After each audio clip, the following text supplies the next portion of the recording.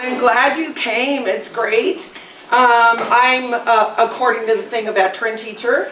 I've been doing AmGen for, I don't know how long, 15, 16 years. So I was one of the earlier people. And so, so much has changed, which makes our life easier too. But over the years, because they really take our feedback from doing it and fix things and make them a certain way so it's easier for all of us in a classroom. So what I'm actually sharing with you today, first of all, I work at Granada Hills High School. I've been there for 22 years. So I have used the AmGen from kits to a lot of my own supplies and materials and equipment now. And I use it both for my AP level, which is 10th, 11th, and 12th grade, to my 9th graders, which are considered college prep and honors. Those are our more of our baseline classes. And so I've made a lot of adjustments with that, but with that comes all the adjustments they've made for us. And so that's worked out really well. So I was asked to kind of put something together for how I pace things. And that works out really well because over the years, we didn't have a lot of these little details that I cannot tell you how important it is to use. So I'm going to give you some reminders about that. But this type of stuff I actually cover before the lab series. And I think this is, Karen, is this going to be shared with them? Yes. Okay. So I made a copy so that you won't go into mine. So make a copy for yourself once it's shared. I go into this. Now, depending on the level, I go in based on the level. So it really is, I do all this. This little star here is because operon models are not taught for our 9th grade students. They're just not taught, but that's more of an AP level. But certainly protein structure, function, DNA synthesis, and of course the structure of DNA. Protein synthesis and then gene regulation and gene expression to a little or more degree, of course, and probably all of you know that. One thing I cannot stress enough is the reminders of all the things that we now have access to that over the years they have changed, they've improved. And so we started with, okay, figure out what you're going to do just based on directions in a book. And so we've changed that a lot. And so there's videos. Hopefully I loaded them at current time because sometimes you get the articles. The slides themselves, the protocol checklist, newer thing. Flowcharts, newer, works out really well. And then prior knowledge sheets are actually there too, so I'll kind of show you what that all means. But use everything you can. But I'm going to give you a template of what I do. And I embedded everything in there for you. So sorry if some of the links don't work, but I thought I tested all of them. All right, so, am I moving too much? Okay, so a couple of preparation tips. I use these plastic baskets that I got from the 99-cent store. They actually have these little handle flaps on them that work perfect. Reason, I flap them back and my micropipettes, the back of them kind of hangs into the middle and they don't fall just in a basket. So that works out really well. Put everything out and be ready ahead of time. So if that means prepare, I have groups of 3 because of my class setup. So whatever you choose to do, I definitely would not go more than 4. It becomes more, you know, a socialized type of event instead of working. So my groups are 3s.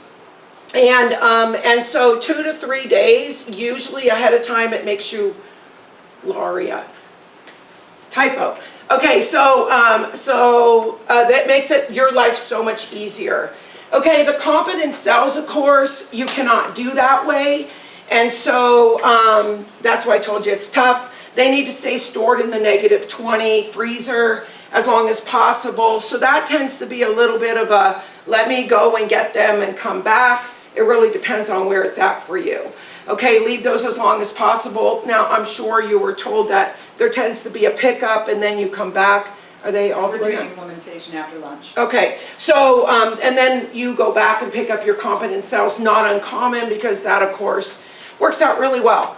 All right, so this is what I do, and I don't panic anymore, so I'd like you not to. All right, because we already went through all that kind of stuff. No need to panic, all right? So what happens is that you're always worried about getting the cells in the morning before a class, making, micropipetting them, and then being all ready. And the kids are coming and going and that kind of stuff. So what I do is I have the kids reread the lab at that time, get everything organized, what do you need, and in the meantime, I'm just setting up. I've pulled them out of the freezer, I have it in front of me, I have all my tubes labeled, and I understand the labeling on the tubes on the competent cells is going to be a little different this year. Yeah, I may just put CC on the top and have Okay. a barcode. You put CC on the top for us, okay, so that's all good too, one little thing. And so they'll be there, have it all ready, and then what I do is one person per group come up to my lab bench and I'm pipetting for you. Okay, so I would have always pipetted the competent cells anyway, but it's that little bit of teacher stuff that says, I am in a rush and I don't want to make any mistakes. So I think I'm here because I teach. All right, so, and high school students, and you know how fast those things move. So that is a big deal. Now what I do is I have styrofoam cups, little cups, and I have a big container of ice. And so I get it from the cafeteria, crushed ice. So you have it ready, you have the kids get their styrofoam cups, fill it with the ice, don't do it for them, they can handle this. Have them prepare all that stuff, and then a person from each lab bench walks up to you. You already have your micropipetter set, ready to roll, your competent cells, pipette for them. It works out really well. They go back, they continue. The other thing that I do actually do the same thing for is the restriction enzyme, because it's such a small volume. I don't want that messed up at all, so I do the same thing. I have them come up, one person at a time, per lab, and then I do that for them also. And actually, I've always done that one myself at that same time. I didn't always do the competent cells this way, and this actually saves the whole, like, oh my gosh, this is a lot of stuff going on. So it works out really well. The other part that some forget is when you aliquot the gel green and the 4A, and I think on your schedule you're doing a little bit of that today. I pre-do the containers so that they're wrapped already in aluminum foil and enough to put on the top. Okay, so then that way when the kids come up to get the gel green, they literally put the wrapping back on top of it and make sure that they keep it in a darker area, but by then they're ready to use it anyway. So that has to do with the gel green, and that has to do with lab 4. Now you can tell by this, or maybe not, but anyway, I do the Abridged series. I always have done the Abridged series, and it is a lot about timing and how fast things move.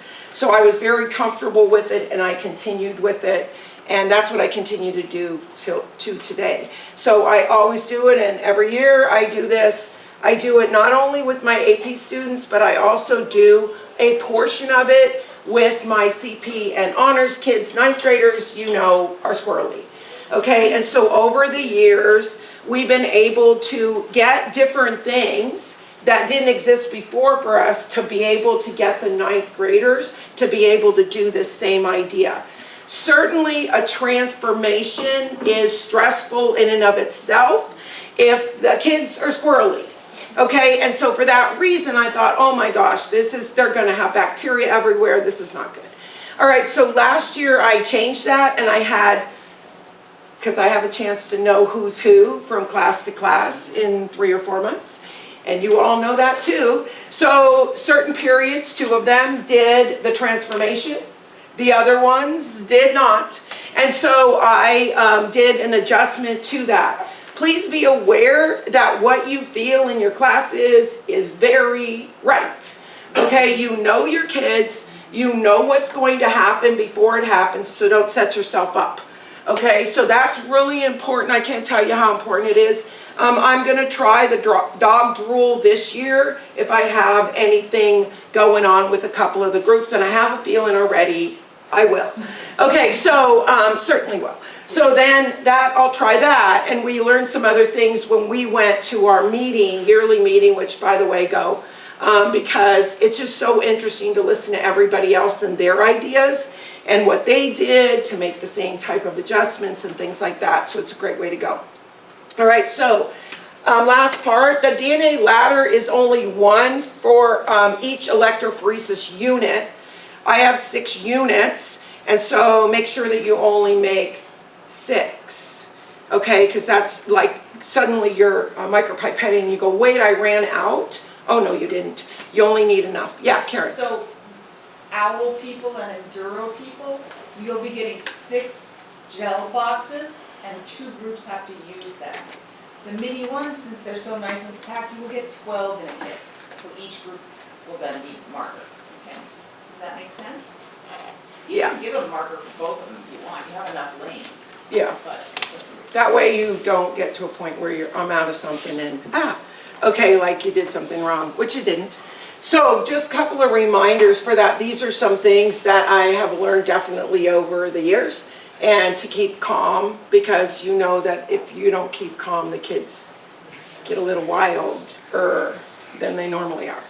All right, so especially those 9th graders. So the styrofoam cup, definitely invest in those. Get some extras, of course, because sometimes they get crushed. Not intentionally, by the way. And then leave the ice out for them. Don't put it out you. They can handle these things, you know, so they're okay. And like I said, you'll know your students anyway. All right, so this is what I do before starting the kit. All right, I do note this happens to be my own school textbook. So, and that happens to be AP Bio up there. It's at chapter 20. And so I go through that, and then we go through the introductory part of the biotech lab and introduction to biotech. So all these things, nothing's out yet. Okay, but will this open if I select? No. Can I open? Yeah, we can do it. Thought maybe it was magical. Can I ask you, Will that one work? when you say lab notebook pages, what is your lab notebook? That's the actual what you Guide. get. Okay. Your guide for everything. Will I be able to click on anything I can somewhere? do it for you. That's okay. Okay. Oh, you can? All right. I love it.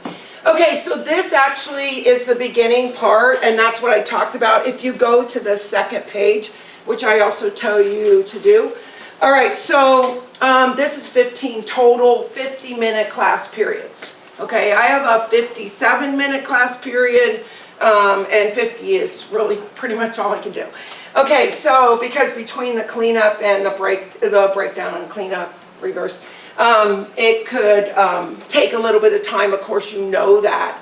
So that's what that is at the very beginning. So you'll get all these different things, and I can't tell you how important it is. Do you want to click on one at a time? So that's, Karen just asked about that. So of course there's the notebook there. I did load this in current time. Yay team. All right, so that's the video. I load all these things. The lab protocol checklist. Is that the checklist? Oh, and then this is the flow chart. And there's a lab protocol checklist. Is that the one? And then the next one. So I have all these things embedded for you, hopefully. Now this is a laminated sheet, and so it works out really well. Don't have the kids, I don't think we have the name thing on the laminated sheet anymore, right? The reason the kids were writing in permanent marker, and then we couldn't get the names off. So they've been revised from that. So this works out good. I have all these things available up front. And this is going to be available to you too. Okay, so this is the pace that I do. So can you go back to the list? All right, so this is, again, a 50-minute class period. Can you click on this one because this is very new. And so this is what we were given last year or the year before. I can't remember. But anyway, look at all this great stuff. Okay, it's a reminder of what the kids need to know. And so information on that. Now certainly an AP level is going to understand it much more in detail than college prep and honors, but you know how to work that out. Okay, and so that works out really great, but the understanding of what they're doing and the different dyes and their molecular weights and things like that, you can go back over that with them so that they understand, and then why something in the electrophoresis will go faster or slower. Those are the important aspects of it. So I opened this up, and like I said, this is a fairly new type of document that we now can use too. And it's really helpful because then you don't have to go back to your old slides or old something that you used in class. It really is targeted. So really important. Can we take you back out of there? All right, so what I did was, if you look at this, again, this is day 2. All right, I went through that, and we don't have to open them all up, but, and then it keeps going there. This is, oh, I'm sorry, that was just meant 2 days. Can you go back? Sorry. Yep. All right, so based on what you're doing, that means approximately 2 days. So that's how long it'll take you in order to everything calm. I use a mini one, the gel electrophoresis. Is that what they're using too? And so, yeah, so I'm using those, but I used to use the other ones. So I'm very familiar with that whole setup too. They both work great. But you do need about 2 class periods for this. And then you can keep going. And then I put an approximate 1, and you can keep going. I'm getting you. All right, a 2. Down there real quick. Which ones? Are you giving them the blank flow charts and having them complete them, or are you giving them the filled out flow charts? No, the flow chart is the flow chart you provided for us. And so I give the kids a copy. No, click on a different one, a different lab, please. Flow charts. Let's see. Limiting activity. Flow chart. I think it's more towards Let's the go up, very, let's go up. Yep. yeah. You see them there yet? Flow chart. There we go. 1.2, yeah, I wanted to know if so they're getting the one that's completed, okay. Yeah. Okay. So like the one that shows them for the laminated sheets, of course, will show them that they have to go through that part. All of this, I did not make. I did not make this. Someone made it. Okay, and so so it's worked out really well because over the years, I cannot tell you how important this is. Okay, it's just amazing the things that we have that actually make it so much easier for classroom teachers. And that's where they got our feedback. They kept asking us, what's right, what's wrong, what do we need to change, things like this. And so I just want to tell you, can you move up to the next one, which is going to be Lab 5A? Yeah, that way. Okay. Up, down. All right, so, oh, okay, so hang on, right there. All right, I put, this is a total of 15 days. It tells you that at the beginning. 15 days, 50 minutes class period. It depends on what you have. But there are 4 different class periods of 50 minutes each that say optional for you. That was my decision, not anyone else's. And that was based on the fact of what time I have, what works best for me, what keeps it calm, and then the kids are moving forward. So I have like a recap day embedded in here. If you have time for a recap day, it works out really well. Okay, that 50-minute class period is great. Okay, so that's one of them. Prior to that, I'm sorry, I hate to be doing this to you. Okay, so prior to that, this Clone That Gene, which is on paper, they did it, right? Okay, that is a great assignment, great assignment. The kids work together, they're very collaborative, they cut things out, we make sure they don't cut anything before they only mess everything up, because of course you get 1 copy. And I tell them that, you get 1 copy. So what I do is I make it on printer. I don't make it myself, I send it. We have actually a copy thing in color, and then I cut up the strips, and each student does theirs, but they help each other out. And it works out really good. The reason I put this as an optional, although I do it every time, is because I know if you're crunched for time, you might not want to do it. It's a great activity though, but you might not want to do it. So for that reason, this could be one of the optionals. Okay, and so I get all that, the directions, the plasmids, and here I remind you to print it in color It's really important. And then go over the results. What does it mean? I have them tape them together.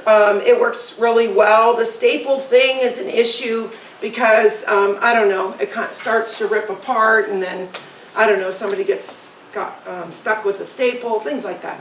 So I get tape on the corner and I make them tape. So all those things that you know they can do, make them do it. Okay, they'll be totally fine. Don't worry about it for yourself. And then, of course, if somebody doesn't tape it, what's the next thing we do is, wait, it needs to be taped. I need to see the plasmid. And so that's really important. And then we go through that and we make sure. Now, I have the kids take a picture of their recombinant plasmid, and that picture is embedded into a Google document. So of course I tell them I need to be able to see the important parts. You don't have to do that, but it works out really well if you're having them submit like a lab report via Google Docs. I do Google Docs. All right, so good. Anybody have any questions so far? Have you ever tried, in lieu of doing it saying on paper, have you ever tried doing online cloning tools? I have not for this lab. So I tend to, every year, go back to what I'm given as a template and make copies and cut them out and give it to each student. I have not done that for I do this. think the paper lab does have an advantage in that the students are physically handling it and looking at it, because everything in that tube is clear. You tell them put a drop of this and that's your restriction, and they're like, what? Can you? This actually makes them look through and look at the sequences. Did they and why see we these? choose Yeah, they did, right? restriction in those. And I think that handling something kind of makes them visualize it a little bit better. Okay. I was just saying, the kids today are so. No, that's great. Some kids that that'd be good for, but other kids, I can tell you when I was in high school, doing something visual like that would be the best thing for me, so yeah. And you know what, based on what you just said, actually, to tell you the truth, is they are all computer, computer, computer. And so a big part of this lab that I love is that they do something. You know, like, stop with the computers, okay? So stop. And as a matter of fact, at our school, the kids are not allowed to have their cell phones, so they have to, but they do have Chromebooks. And so that take pictures. So, oh, I don't know how to take a picture with my Chromebook. Oh, it's about time to learn.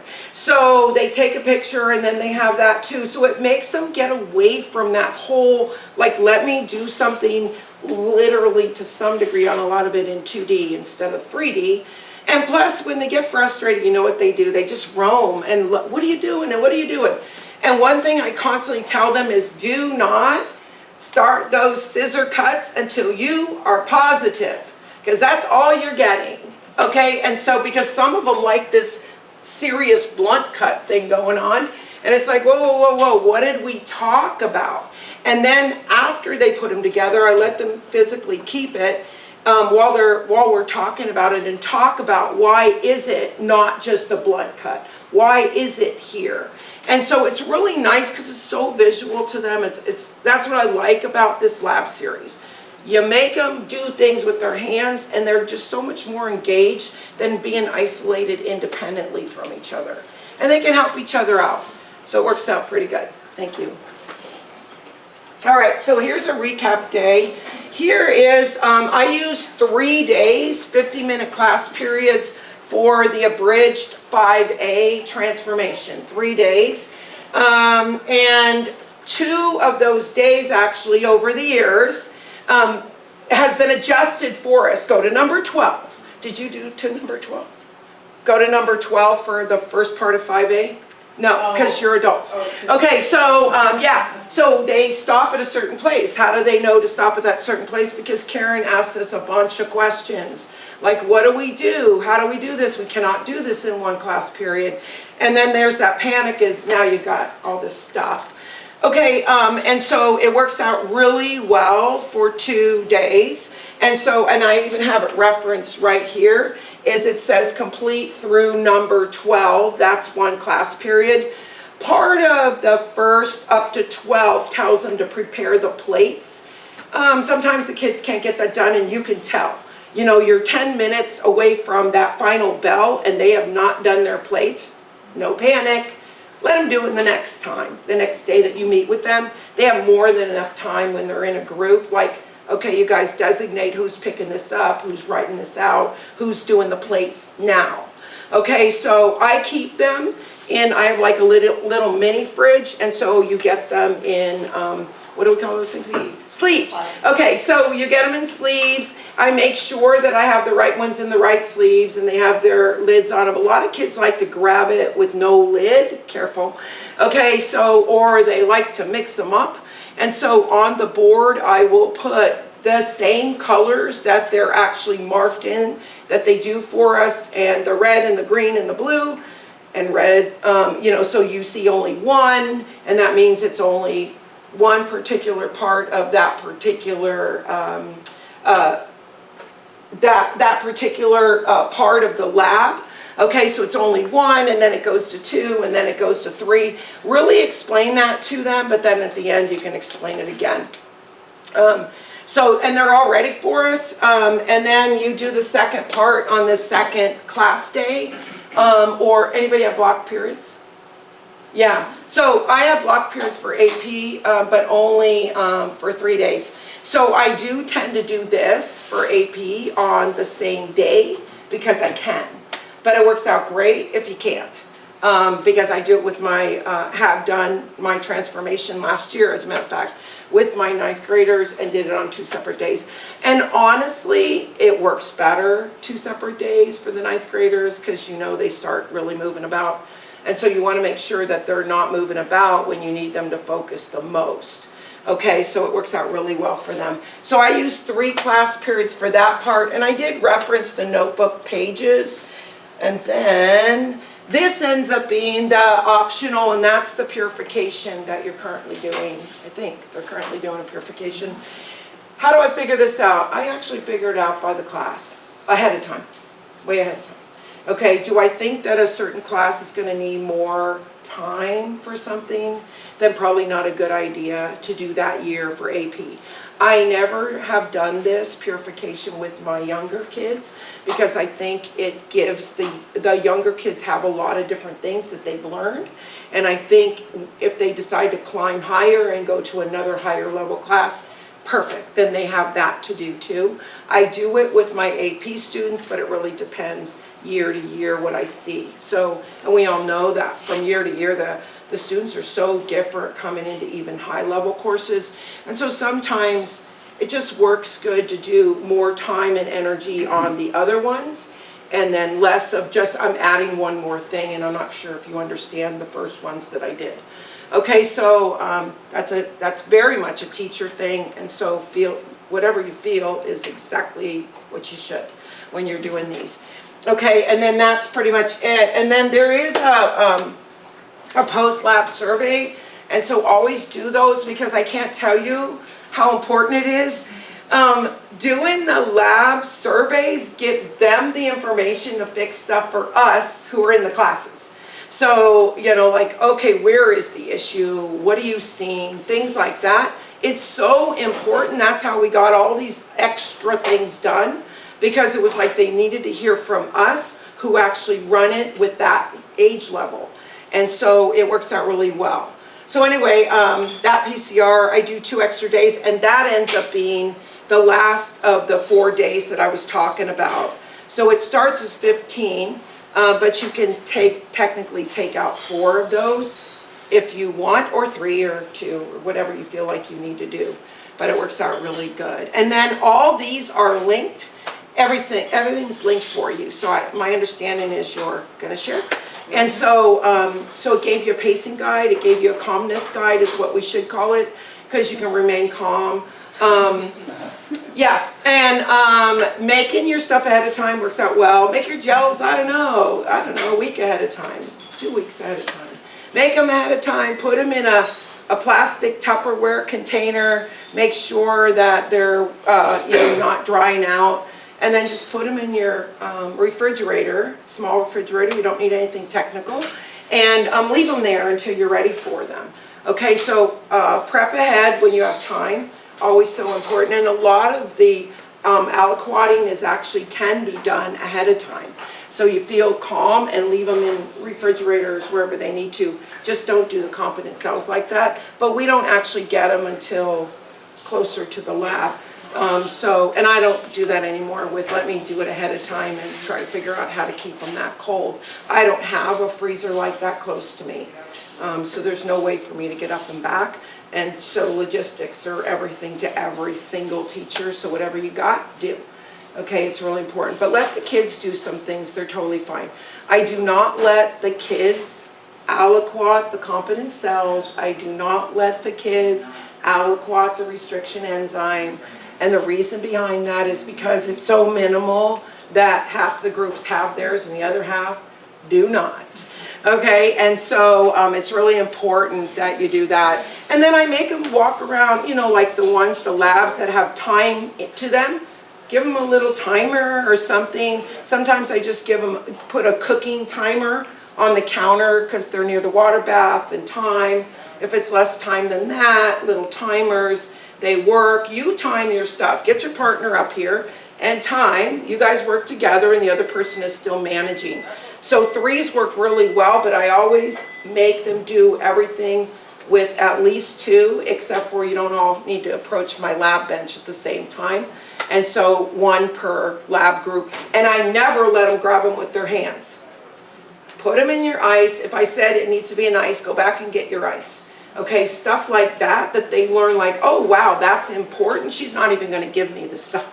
Okay, and it is important because if we give them protocol, we want them to follow it and have them bury it in that ice. It makes a big difference. And I have them put all their other tubes in the ice, even empty, until they're ready to use. That way they're cold too.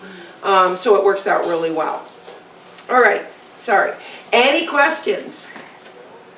You good? The pacing guide will be really helpful. Like I said, it's a panic guide. And so don't panic because it works out really well. And if you want to change things, you do that. But it's kind of a nice way to start everything out. And hopefully everything is still linked. I think it is because I've checked it more than once. And from there. So anyway. So most students will have different levels of math and science coming into this is a high end. So do you do any kind of pre-lab assessment to see where they are so you can maybe put a weaker student with a more competent student, or is it just a go through both?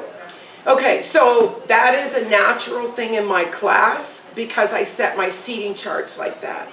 So when I put them in groups of three, I have rows of 6 in a row and 6 rows. So I put them in groups of 3. And so I said the first 3 in the row go there and the last 3 go there. So I've already pre-designated where the kids are. Now some of the kids, like we know they have IEPs, 504s, maybe deaf and hard of hearing, other things. They tend to be closer to the front. So certainly I don't want them all in the same group together. But I watch for that as I'm approaching this lab. So you've already done that juggling for the first month or so before you start this? Correct. Okay, yeah, absolutely. Like, because some of them will get, and we know this with a lot of things they do, they get so stuck they're just standing there.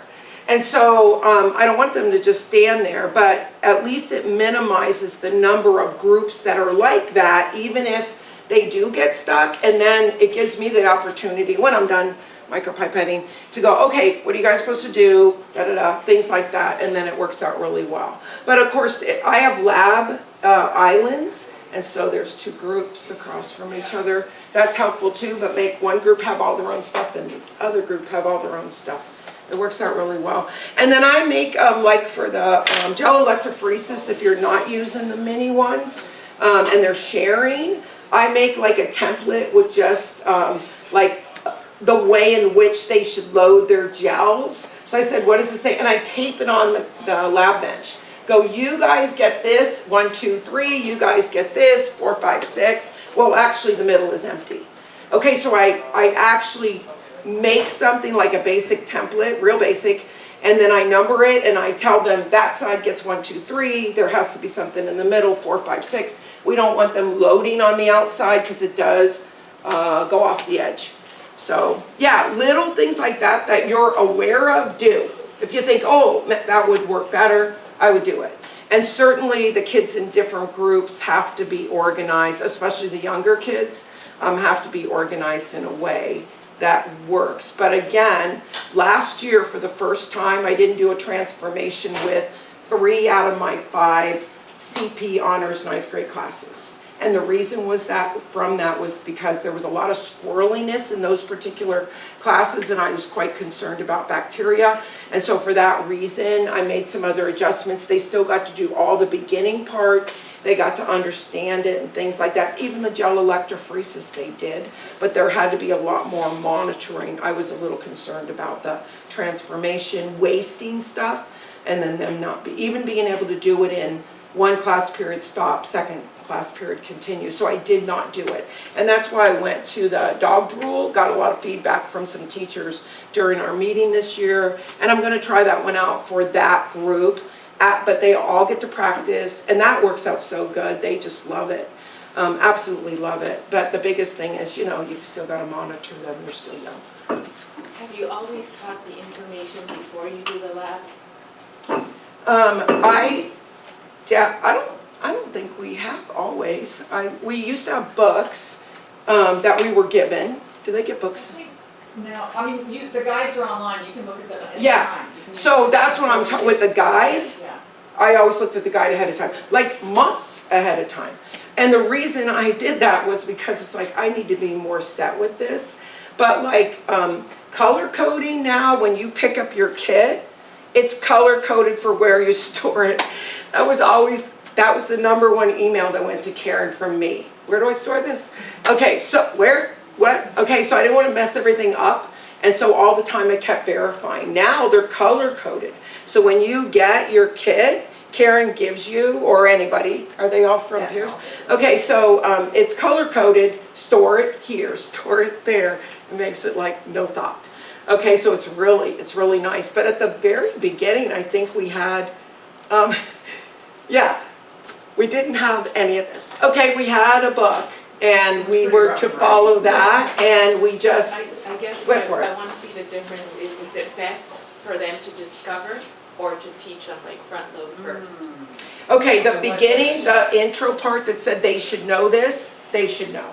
Absolutely. But beyond that, it's a good discovery for them. Now I show the videos, which are really short.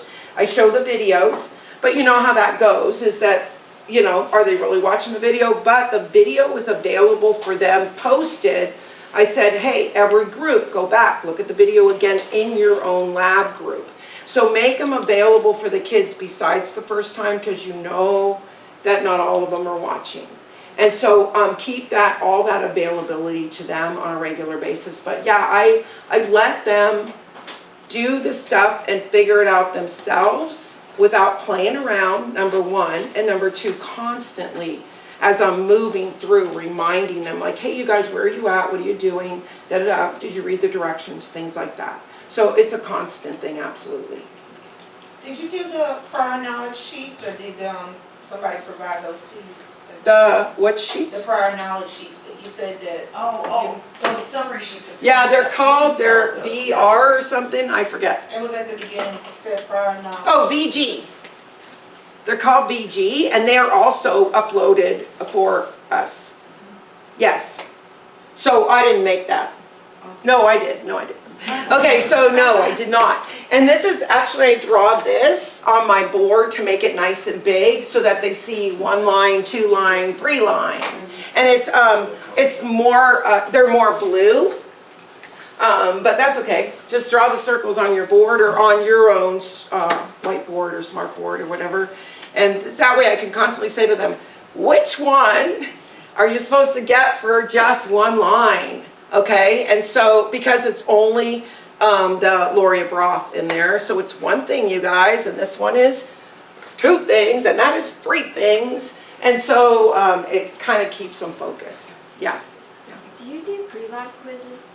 I do not. I do not. Pre-lab. Pre-lab quizzes. Pre-lab. I do not. Is there- Years back, we used to have more of a pre-lab, and the person next door to me, we would do it together. And so we used to have a lot more pre-lab stuff. And we found that if we let them we had to go over the lab, we had to do prior knowledge, all those things, explain how that connects, but we would not be doing pre-labs ahead of time, pre-quizzes ahead of time, mostly because it wasn't giving me enough information to really tell me whether you could do what I asked you to do. And so sometimes it's just completely memorized. And then it's like they get there and I ask them to do something and they're looking at me like, I don't know what I'm doing because I've memorized it. So yeah, I do not do pre-lab quizzes. So I presume you offer this course in the spring. Correct, I do now. Right, so in the fall, do you do anything to prepare them? Because one of the issues I see with this program is, there's two issues. One, mechanical competency, and then you're dumping in, if they don't have mechanical competency, dumping into a research lab, because that's what this is, they're bound to fail. So, have we ever split it up? Because that's what I'm dealing, I have students who don't know what a screwdriver is. So, all right, so we can give a school a kit for 3 weeks a year, period. That's what we say we can do. Okay, so some teachers are gonna have to do this in the fall. When you did it in the fall, your students didn't get all the prior course, so how did you I used to do AP in the fall. I used to do AP in September, actually, this biotech lab series in September. And so that meant my part of August and up to September, I had to focus on something that they needed to know. Now, I was only doing AP in the fall. I would do my CP honors 9th grade in the spring.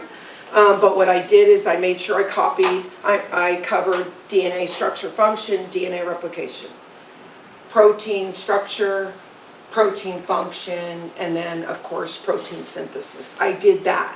I did not do like gene expression, operon models, which is required for AP, things like that, but I did the basics. Reason they come into the AP courses and they really don't know much. Okay, they don't remember it, and at our school they're allowed to go into AP with no prior bio in high school. And no Most chemistry either? No, and I would say at least 75% of my this year's class has no chemistry in high school. They came from physics. So, and a lot of them are 10th graders, and you know how that goes too. They're a little bit more mature, but they still really struggle with the continuity of a pace. And so yeah, that's a big deal. So yeah, I cover DNA replication, DNA replication, protein synthesis, and move forward. Is that two weeks or 3 weeks, and then you do the... About 3 weeks, and then I did the lab. And then I came back full circle after they did the lab. You have to, if you're gonna do that, you have to embed all that knowledge as you're going. So that's really important, yeah. And I changed to the spring, not because of I didn't like it, I actually did like it, because we were going on more of a pace with the other AP teachers, and so I had to change to the spring. Yeah, that's the only reason I would have left it. I did it for years like that. So, any other questions? Because I know you're supposed to have lunch. And then that was a really good answer there, because sometimes teachers do not get the kits when they would prefer. Everyone would like to do it in February, March. Our kids are always booked in February, March, right? So if you can't get that, you have to think, where can I fit it in my curriculum? What knowledge do they have to have, background concepts before we do the labs?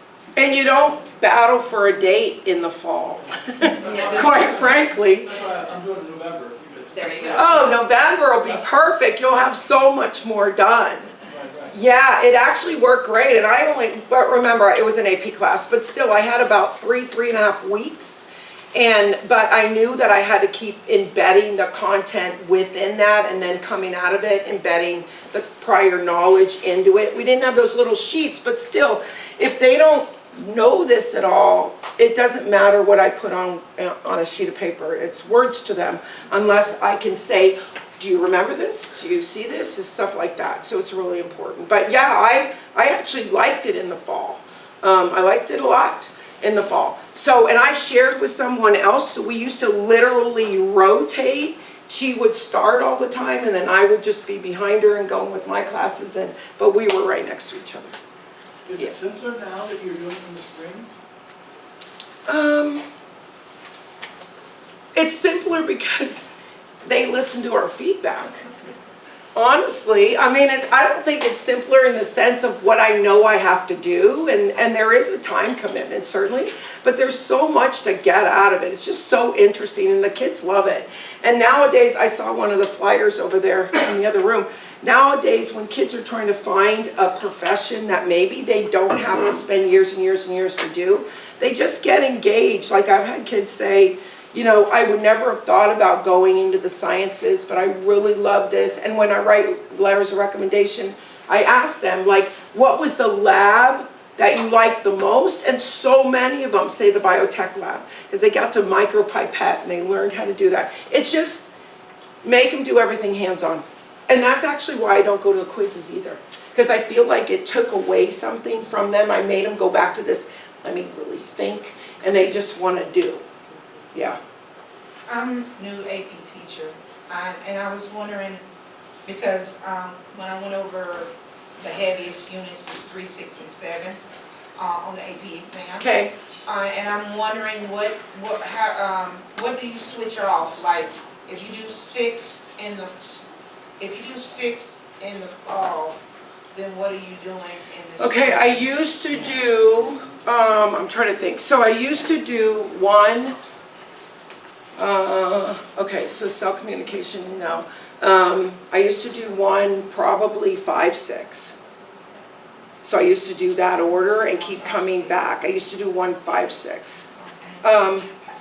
Because, yeah, it follows then ecology and evolutionary theory I could do in the second semester. We're talking about the units, and if you teach AP, that'll make sense. If not, then that's all it really is. It's, Not 1, 2, 5, okay. so I really do 1, 5, 6. And as much as I need to add more things to it, I do once I'm done. Because you have to. Anyway, I know that you have to eat. We're running behind time, we're gonna go to lunch, and Beth, you're gonna have lunch with us, right? Yes. So she will be available for questions, answers downstairs. We just have a lot to cover after lunch, so Yeah. we're gonna move down there now, okay? Yay. And we will lock the doors again, so your stuff will be safe. Yay.